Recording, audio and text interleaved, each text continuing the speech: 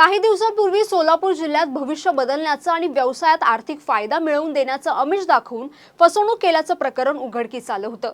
या प्रकरणी पोलिसांनी आध्यात्मिक गुरु म्हणून मिरवणाऱ्या मनोहर उर्फ मनोहर मामाला अटक केली होती। ही घटना ताजी असताना आता सोलापूर जिल्ह्यात आर्थिक फसवणूक आणि जादूटोण्याचे विधी करणारा आणखी एक नवा भोंदू बाबा उजेडात आला आहे। माढा तालुक्यातील आडेगाव येथील नाना विरकर उर्फ गुरु माऊली याच्या विरोधात पंढरपुरातील भाविकांची फसवणूक केल्याप्रकरणी टेंभुर्णी पोलीस ठाण्यात तक्रार दाखल करण्यात आली आहे। नाना विरकर याने भोंदूगिरीचा बाजार मांडून अनेकांना जाळ्यात ओढलं। पंढरपूर येथील यशवंत जाधव आणि निलेश भोईटे यांनी या प्रकरणी टेंभुर्णी पोलीस ठाण्यात फिर्याद दाखल केली आहे। आरोपी नाना विरकरने आपल्याला पैशांचा पाऊस पडतो असं आमिष दाखवून एक कासव 3 लाख रुपयांना विकल्याचा आरोप केला आहे। तसेच घरामध्ये धनदौलत येईल असं सांगून त्याने विविध जादूटोण्याचे विधी करून भाविकांची आर्थिक लूट केली आहे।